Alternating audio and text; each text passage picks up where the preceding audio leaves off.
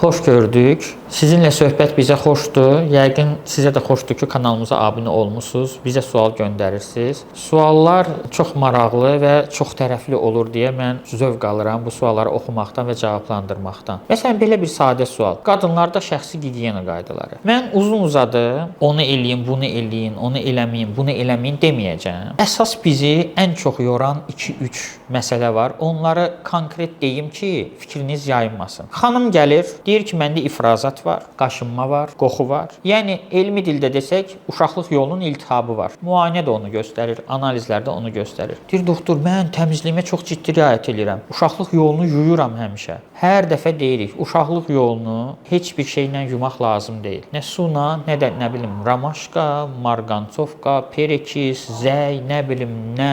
Uşaqlıq yolunu yuduğunuz zaman siz oradakı mühiti pozursunuz. Özünə məxsus mühiti var, özünə məxsus xoş xassəli mikroblar var orada. Süd turşusu bakteriyaları var. Onlar süd turşusu ifraz edərək pis mikrobların çoxalmağının qarşısını alır. Göbələklərin çoxalmağının qarşısını alır. Ona görə də uşaqlıq yolunu yumaq lazım deyil. Sizdə şikayət varsa, ifrazat, qoxu, qaşıntı, həkimə müraciət edirsiniz. Həkim o mikrobları öldürmək üçün dərman yazır, şam yazır. Lazım bilsə, xüsusi tərkibli yuyucu məhlullar yazır.